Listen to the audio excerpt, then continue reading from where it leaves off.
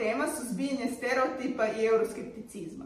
Teme koja postaje sve važnije u europskom obrazovanju, a osobito je relevantna pri radu s ukrajinskim studentima.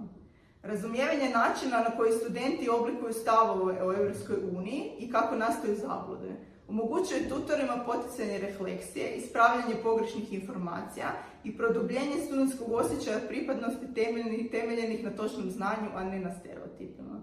Stereotipi, naime, to su neka pojednostavljena, često netočna uvjerenja i utječu na način na koji studenti interpretiraju političke institucije, kulture i identitete. Euroskepticizam označava skeptičan ili kritičan stav prema Europskoj uniji, njezinoj centralizaciji, federalizaciji, institucijama i ciljevima. I često je proizašao iz želje za očuvanjem nacionalnog suvereniteta i zabrinutosti oko ekonomske integracije. Kreće se od blage sumnje ili zbunjenosti do dubljeg političkog neslaganja. Ne znači uvijek neprijateljstvo prema Europskoj uniji. U ovom kontekstu cilj tutora nije uvjeravanje. Cilj je olakšavanje informiranog, kritičkog i respektabilnog dijaloga, što znači poticati studente na izražavanje nesigurnosti, pomoći im razlikovati činjenice od pretpostavki i prepoznati kada su zabrinutosti povezane s osobnim iskustvom, stresom ili nesigurnošću. Iako u studiji istraživanja nisu izravno mjereni stereotipi ili euroskepticizam, podaci daju uvid u faktore koji oblikuju percepciju Europe i Europske unije kod ukrajinskih studenata. Jedan od mjerenih čimbenika bio je pozitivan međugrupni kontakt. Studenti često izvještavaju o pozitivnim interakcijama s lokalnim studentima, domaćim stanovništvom i studentima iz drugih europskih zemalja, dok su negativne interakcije vrlo rijetke. Ovi pozitivni kontakti povezani su s otvorenošću prema europskom identitetu. Iako Ukrastud ne obrađuje euroskepticizam izravno, ovi rezultati sugeriraju kako inkluzivne prakse, respektabilne interakcije i pozitivan međugrupni kontakt stvaraju uvjete u kojima studenti mogu otvorenije pristupiti europskim institucijama i vrijednostima, smanjujući oslanjanje na neke stereotipe i pogrešne predodžbe. Pa kako tutori mogu adresirati uobičajene stereotipove?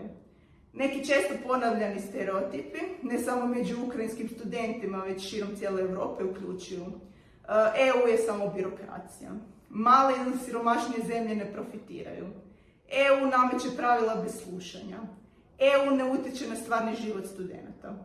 Ovi stavovi često proizlaze iz nekih ograničenih informacija, tuđih mišljenja, emocionalnih ili političkih iskustava iz matične zemlje ili pak nedostatka izloženosti procesima Europske unije. Pa kako vi možete reagirati? Možete tražiti pojašnjenje. Možete li mi reći što vas navodi da tako mislite? Ovo otvara prostor za razgovor umjesto da ga zatvara. Možete pružiti konkretne primjere. Pokažite stvarne utjecaje na mobilnost studenata, na financiranje istraživanja, na digitalne inovacije, na podršku u obnovi u Ukrajini. Povezati raspravu s vrijednostima koje studenti već drže. Budući da ukrajinski studenti snažno podržavaju demokratske i temeljne vrijednosti prava čovjeka, rasprave se mogu povezati sa EU standardima pravde, jednakosti i vladavine prava. Može se povezati i s njihovim vlastitim aspiracijama. Možete poticati kritičko, a ne cinično razmišljanje. Biti kritičan je zdravo. Biti dezinformiran ograničava. Tutori mogu pomoći studentima razlikovati kritički od ciničnog stava. Dodatno, pristupi koje možete koristiti za suzbijanje stereotipa i zabluda. Potičite studente na raspravu o vrijednostima poput pravednosti, jednakosti i poštovanja u europskim politikama. Pružite konkretne primjere kako EU programi utječu na život studenata, istraživačke prilike, mobilnost ili podršku obnovi u Ukrajini. Pozovite studente da usporede principe i vrijednosti EU s vlastitim aspiracijama, povezivajući sudjelovanje s pozitivnim iskustvima u akademskom okruženju. Ako se pojave zablude ili stereotipi, pomozite studentima razlikovati činjenice od pretpostavki, potičući kritičko razmišljanje bez osuđivanja. Koristite otvoren način komunikacije. Prepoznajte studentska iskustva i potaknite pitanja. Stoga, poticanje dijaloga je put prema većem samopouzdanju, dubljem osjećaju pripadnosti i snažnijem budućem angažmanu u Europi. I sad za kraj, odaberite jedan stereotip koji ste čuli od studenta o Europi, o institucijama ili o studentskom životu. i pripremite kratak, činjenicama i vrijednostima utemeljen odgovor za svoj sljedeći sat.